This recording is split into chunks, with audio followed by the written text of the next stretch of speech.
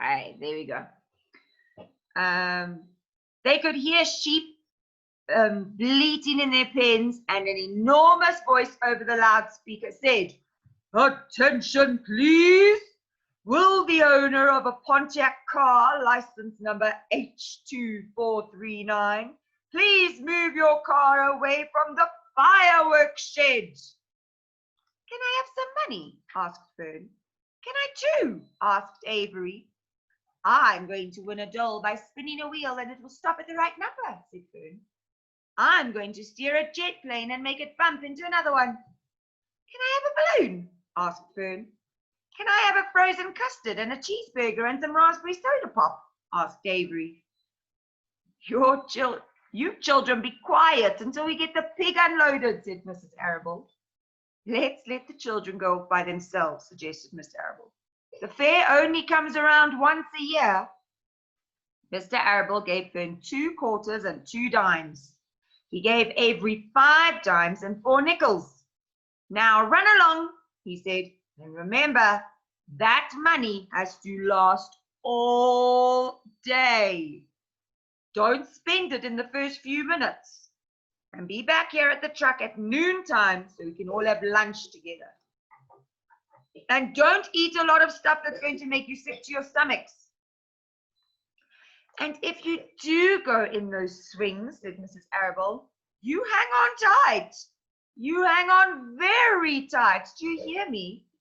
And don't get lost," said Mr. Zuckerman. "And don't get dirty. And don't get overheated. And watch out for pickpockets. And don't cross the racetrack when the horses are coming." But the children grabbed each other by the hand and danced off in the direction of the merry-go-round, towards the wonderful music and the wonderful adventure and the wonderful excitement, and into the wonderful midway, where there would be no parents to guard them and guide them, and where they could be happy and free and do as they pleased. Mrs. Arable stood quietly and watched them go. Then she sighed, blew her nose, and said, "Do you really think it's all right?"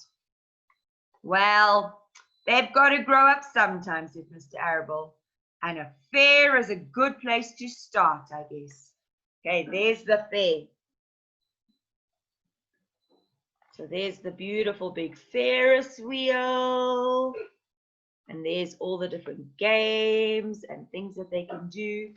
And there goes Fern and Avery to go and have a lot of fun and adventure. Doesn't that look like a fun place? I wish I could go to a fair like that. I think that looks like lots of fun. While Wilbur was being unloaded and taken out of his crate and into his new pig pen, crowds gathered to watch.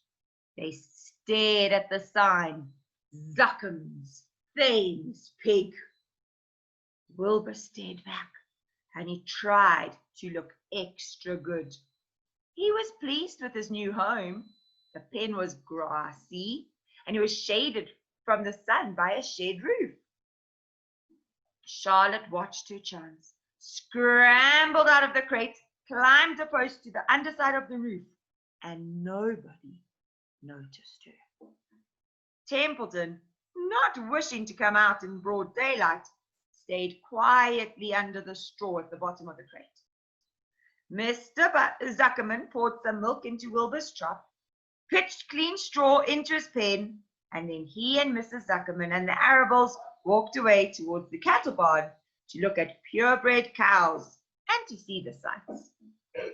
Mr. Zuckerman particularly wanted to look at the tractors. Mrs. Zuckerman wanted to see a deep freeze. Lurvy wandered off by himself, hoping to meet some friends and have some fun at the midway. As soon as the people were gone, Charlotte spoke to Wilbur. "It's a good thing you can't see what I see," she said. "Why? What do you see?" asked Wilbur. "There's a pig in the pen next, and he's enormous. I'm afraid he's much bigger than you are." "Maybe he's just older than I am and has had more time to grow," suggested Wilbur, but tears had begun to come to his eyes. "I'll drop down and have a closer look," Charlotte said. Then she crawled along a beam till she was directly over the next pen. She let herself down on a drag line until she hung in the air just in front of the big pig's snout. "May I have your name?" she asked politely. The pig stared at her. "No name," he said in a big hearty voice. "Just call me Uncle." "Very well, Uncle," replied Charlotte. "What is the date of your birth? Are you a spring pig?" "Sure am a spring pig," replied Uncle. "What did you think I was? Spring chicken?" "Ha ha ha ha ha! Good one, hey sister?"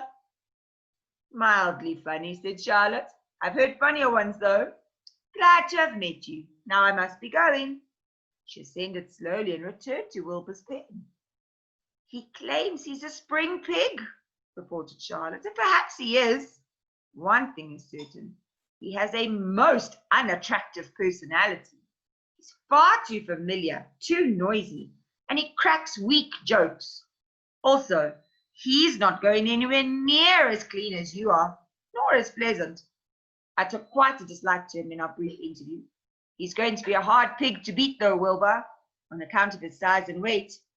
But with me helping you, it can be done." "When are you going to spin a web?" asked Wilbur. "This afternoon, late, if I'm not too tired." "The least thing tires me these days. I don't seem to have the energy I once had. My age, I guess." Wilbur looked at his friend. She looked rather swollen and seemed listless. "I'm awfully sorry to hear that you're feeling poorly. Perhaps if you spin a web and catch a couple of flies, you feel better?" "Perhaps," she said wearily, "but I feel like the end of a long day." Clinging upside down to the ceiling, she settled down for a nap, leaving Wilbur very much worried. There goes Charlotte talking to Uncle, the big fat pig called Uncle. Oh, he's not nearly as pretty as Wilbur is, but he is very big.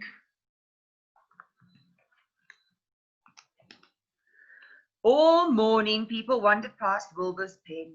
Dozens and dozens of strangers stopped to stare at him and admire his silky white coat, his curly tail, his kind and radiant expression. Then they would move on to the next pen where the bigger pig lay. Wilbur heard several people make favorable remarks about Uncle's great size. He couldn't help overhearing these remarks, and he couldn't help worrying. And now, with Charlotte not feeling well, he thought, "Oh dear." All morning, Templeton slept quietly under the straw. The day grew fiercely hot, and at noon, the Zuckermans and the Arabels returned to the pig pen. Then a few minutes later, Fern and Avery showed up. Fern had a monkey roll. Sorry, hold on. Try that again. Fern had a monkey. Oh, hello, Luca.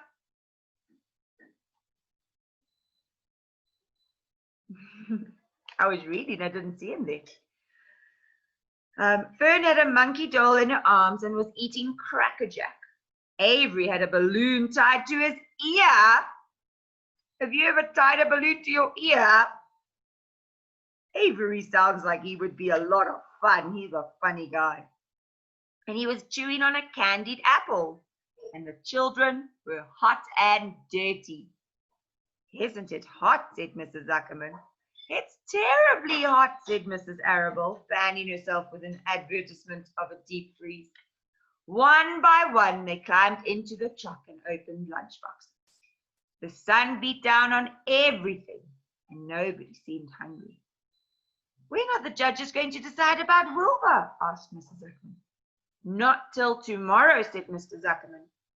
Lurvy appeared, carrying an Indian blanket that he had just won. "That's just what we need," said Avery. "A blanket." "Of course it is," replied Lurvy, and he spread the blanket across the sideboards of the truck so that it was like a little tent. The children sat in the shade under the blanket and felt much better. After lunch, they stretched out and they all fell asleep. Chapter 18. The cool of the evening. In the cool of the evening, when shadows darkened the fairgrounds, Templeton crept out from the crate and looked around. Wilbur lay asleep in the straw, and Charlotte was building a web. Templeton's keen nose detected many fine smells in the air. The rat was hungry and thirsty. He decided to go exploring, and without saying anything to anybody, he started off. "Bring me back a word," Charlotte called after him. "I shall be writing tonight for the very last time." The rat mumbled something to himself and disappeared into the shadow. He did not like being treated like a messenger boy. After the heat of the day, evening came as a relief welcome to all. Let me try that again. As a welcome relief to all. The Ferris wheel was lighted now, and it went round and round in the sky, and it seemed twice as high as by day. There were lights on the midway, and you could hear the crackle of the gambling machines and the music of the merry-go-round and the voice of a man in the Beano booth calling out numbers. The children felt refreshed after their nap. Fern met her friend Henry Fussy, and he invited her to ride with him in the Ferris wheel. He even bought a ticket for her, so it didn't cost her anything. Oh, sorry, just trying to see someone sending messages here. Oh, there we go. When Mrs. Arable happened to look up into the starry sky and saw her little daughter sitting with Henry Fussy going higher and higher into the air, and she saw how happy Fern looked, she just shook her head. My, she said, Henry Fussy, think of that.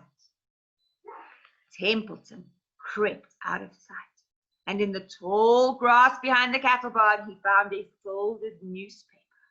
Inside it were leftovers from somebody's lunch, a deviled ham sandwich, a piece of Swiss cheese, part of a hard-boiled egg, and the core of a wormy apple. The rat crawled in and ate everything. Then he tore a word out of the paper, rolled it up, and started back to Wilbur's pen. Charlotte had her web almost finished when Templeton returned, carrying the newspaper clipping. She had left a space in the middle of the web, and at this hour there were no people around the pig pen, so the rat and the spider and the pig were by themselves. "Oh, I hope you bought a good one," Charlotte said. "This is the last word I shall ever write." "Here," said Templeton, unrolling the paper. "What does it say?" asked Charlotte. "You'll have to read it for me." "It says, humble." "Humble?" "Humble has two meanings. It means not proud, and it means near the ground. That's Wilbur all over. He's not proud, and he's near the ground." "Well, I hope you're satisfied," sneered the rat. "I'm not going to spend all my time fetching and carrying. I came to this fair to enjoy myself, not deliver papers." "Oh, you've been very helpful," said Charlotte. "Run along if you want to see more of the fair." The rat grinned. "I'm going to make a whole night of it." The old sheep was right. This fair is a rat's paradise. What eating and drinking, and everywhere there's good hiding and good hunting. Bye-bye, my humble Wilbur. Fare thee well, Charlotte, you old schemer. This will be a night to remember in a rat's life. And he vanished into the shadows. Charlotte went back to her work. It was quite dark now. In the distance, fireworks began going off. Rockets scattered fiery balls into the sky. And by the time the Arables and the Zuckermans and Lurvy returned from the grandstand, Charlotte had finished her web. The word humble was woven neatly in the center, but nobody noticed it in the darkness. Everybody was tired and happy. Fern and Avery climbed into the truck and lay down.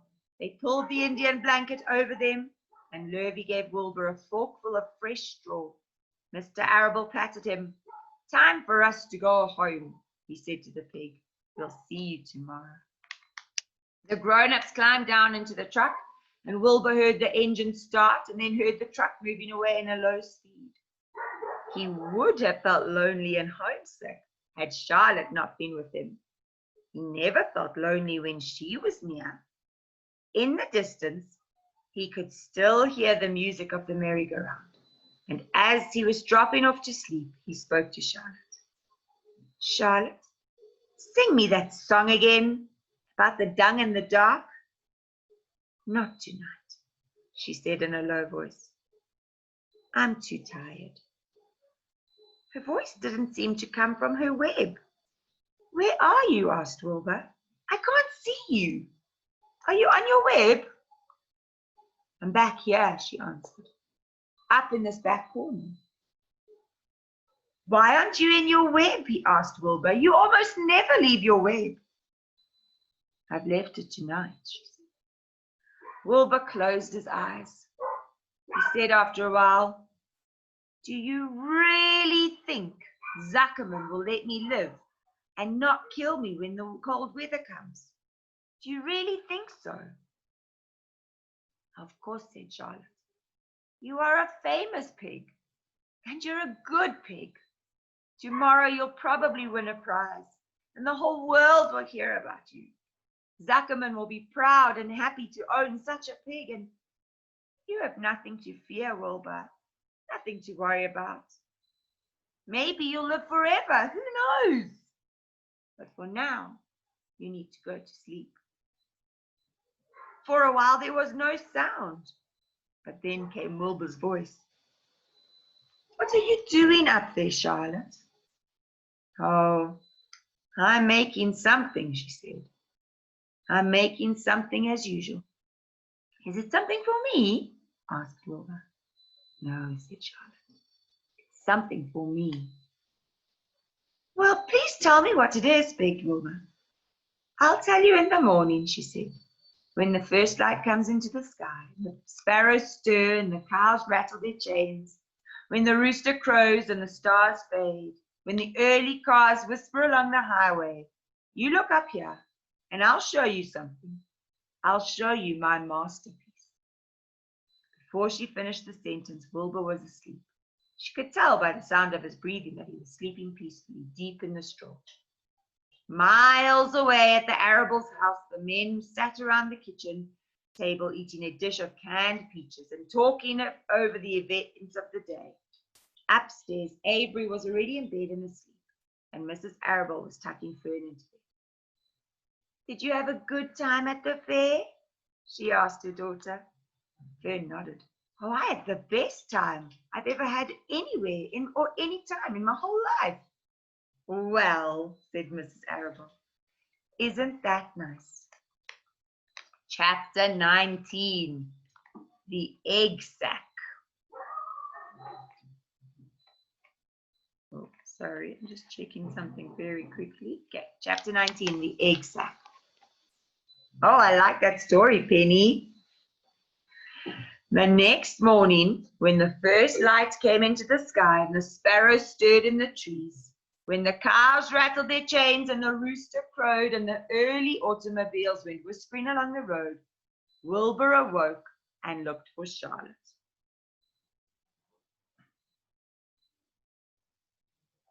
He saw her up overhead in the corner near the back of his pen. She was very quiet. Her 8 legs were spread wide, and she seemed to have shrunk overnight. Next to her, attached to the ceiling, Wilbur saw a curious object. It was a sort of sack or a cocoon. It was peach-colored, and it looked as if it was made of cotton candy. "Are you awake, Charlotte?" Wilbur whispered. "Yes," came the answer. "What is that nifty little thing? Did you make it?" "I did indeed," replied Charlotte in a weak voice. "Is it a plaything?" "Plaything? I should say not. It's my egg sack, my magnum opus." I don't know what a magnum opus is, said Wilbur. That's Latin, explained Charlotte. It means great work. This egg sack is my great work, the finest thing I have ever made. What's inside it? Asked Wilbur. Eggs. 514 of them, she replied. 514? Exclaimed Wilbur. You're joking. Can you imagine laying 514 eggs? It's a lot. There it is. There's the egg sack.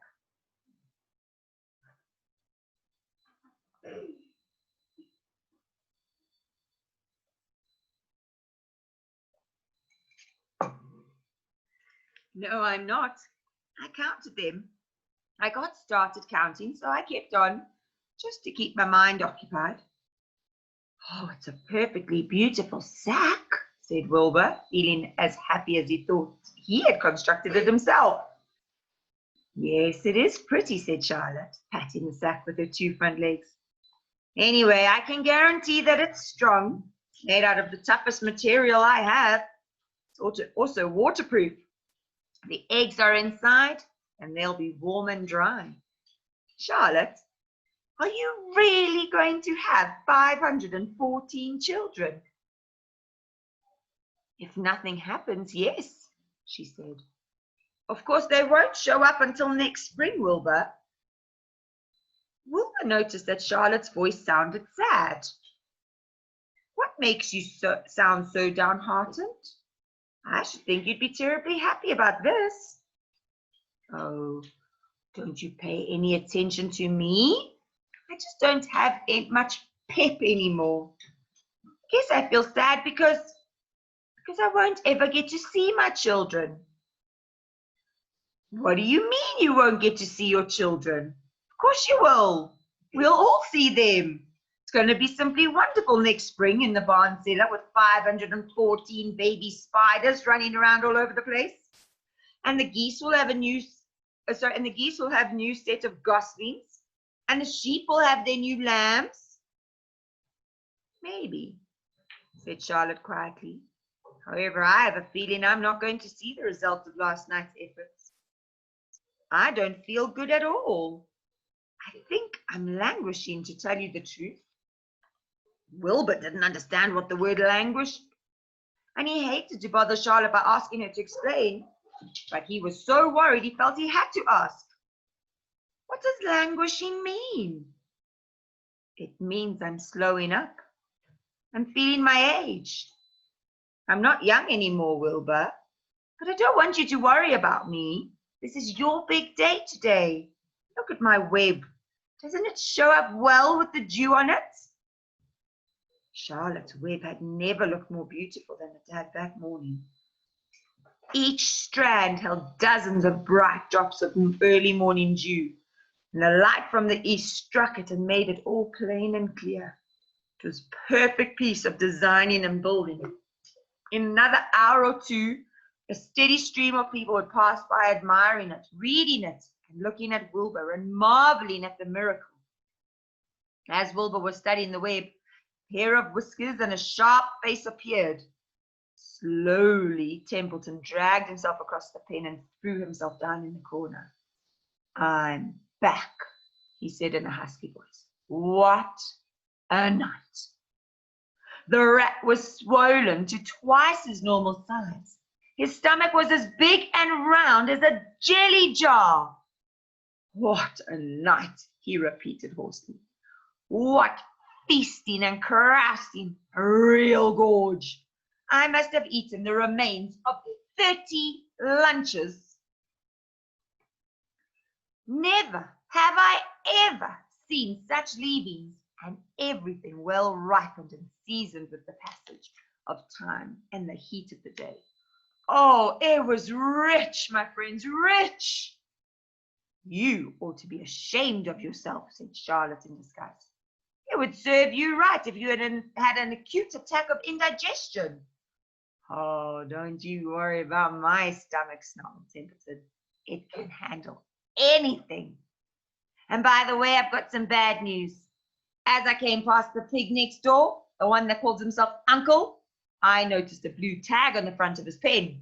That means he's won first prize. And guess you're licked, Wilbur. You might as well relax. Nobody's going to hang a medal on you. Furthermore, I wouldn't be surprised if Zuckerman changes his mind about you. Oh, wait till he gets a hankering for some fresh pork and smoked ham and crisp bacon. He'll take the knife to you, my boy. Be still, Templeton, said Charlotte. You're too stuffed and bloated to know what you're saying. Wilbur, don't pay any attention to him. Wilbur tried not to think about what the rat had just said, and he decided to change the subject. Templeton, said Wilbur, if you weren't so dopey, you would have noticed that Charlotte has made an egg sack. She's going to become a mother, and for your information, there are 514 eggs in that peachy little sack. Is that true? Asked Templeton, eyeing out the sacks suspiciously. Yes, it's true, sighed Charlotte. Congratulations, murmured Templeton. This has been a night. He closed his eyes, pulled some straw over himself, and dropped off into a deep sleep. Wilbur and Charlotte were glad to be rid of him for a while. There he is, sleeping. Look how fat his belly is. That's one fat rat.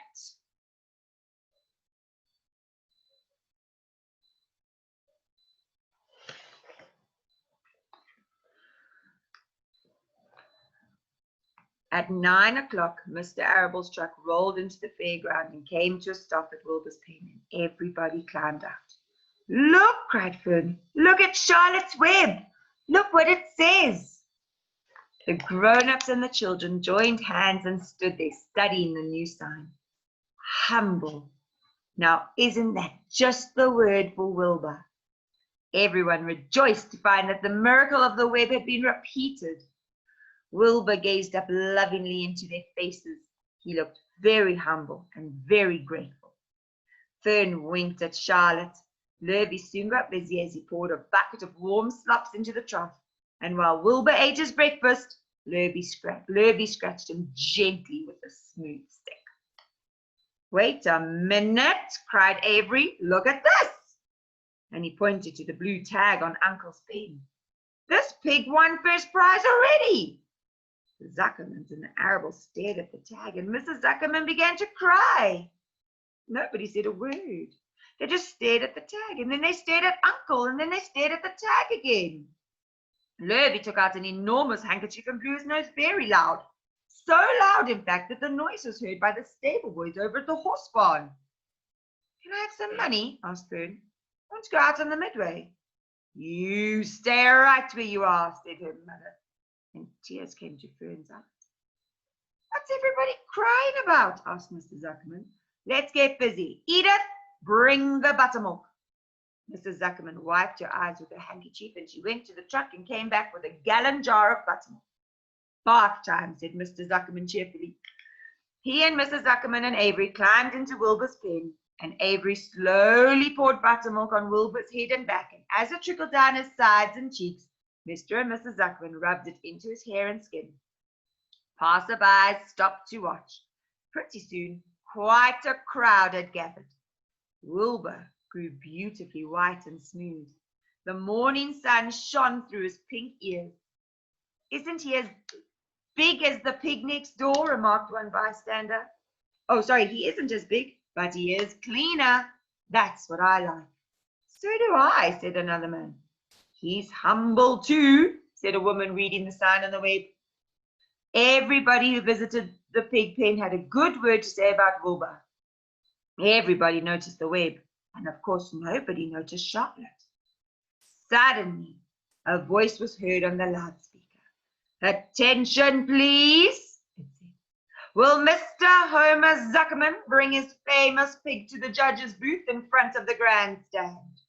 A special award will be made there in 20 minutes. Everyone is invited to attend. Crate your pig, please, Mr. Zuckerman, and report to the judge's booth promptly. For a moment after this announcement, the Arables and Zuckermans were unable to speak or move. Then Avery picked up a handful of straw and threw it high in the air and gave a loud yell. The straw fluttered down like confetti into Fern's hair, and Mr. Zuckerman hugged Mrs. Zuckerman. Mr. Arable kissed Mrs. Arable. Avery kissed Wilbur. Lurvy shook hands with everybody. Fern hugged her mother. Avery hugged Fern, and Mrs. Arable hugged Mr. Zuckerman. There they all are, happy and hugging each other. Avery's even doing a handstand. Oh, they are so happy because Wilbur's won a prize. They're going to find out what the prize was now. Up overhead in the shadows of the ceiling, Charlotte crouched unseen, her front legs encircling her egg sac. Her heart was not beating as strongly as usual, and she felt weary and old. But she was sure at last that she had saved Wilbur's life, and she felt peaceful and contented. "We have no time to lose," shouted Mr. Zuckerman. "Lurvy, help with the crate." "Can I have some money?" asked Fern. "You wait," said Mrs. Arable. "Can't you see everybody is busy? Put that empty buttermilk jar into the truck." Avery grabbed the jar and rushed to the truck. "Does my hair look all right?" asked Mrs. Zuckerman. "Looks fine," said Mr. Zuckerman, as he and Lurvy set the crate down in front of Wilbur. "You didn't even look at my hair," said Mrs. Zuckerman. "You're all right, Edith," said Mrs. Arable. "Just keep calm." Templeton, asleep in the straw, heard the commotion and awoke. He didn't know what exactly was going on, but when he saw the men shoving Wilbur into the crate, he made up his mind to go along. He watched his chance, and when nobody was looking, he crept into the crate and buried himself into the straw at the bottom. "All ready, boys," cried Mr. Zuckerman. "Let's go." He and Mr. Arable and Lurvy and Avery grabbed the crate and boosted it over the side of the pen and up into the truck. Fern jumped aboard and sat on top of the crate. She still had straw in her hair and looked very pretty and excited. Mr. Arable started the motor and everybody climbed in. And off they drove to the judge's booth in front of the grandstand. As they passed the Ferris wheel, Fern gazed up at it and wished she were at the topmost car with Henry Fussy by her side. The end. Tomorrow we'll read chapter 20 and we will find out what prize Wilbur won. I wonder, let's see. Emanati, you can unmute yours. Any you guys can unmute yours as well. What prize do you think Wilbur's going to win? A big teddy. A big teddy? Oh, that would be a cool prize. What about you, Josh? A big helter skelter. Yeah. A book. Oh, that'll be cool. Petey Pops, what about you? What do you think Wilbur's going to win? I don't know. Oh, we'll have to find out tomorrow. Hey. Well, thank you guys for coming to read with me and listen to the story. And I will see you tomorrow. Okay, love you lots, guys. Bye. Bye. Bye. Bye, Josh. Bye, Roy. Bye. Bye. Bye, Emanati. Bye. Bye.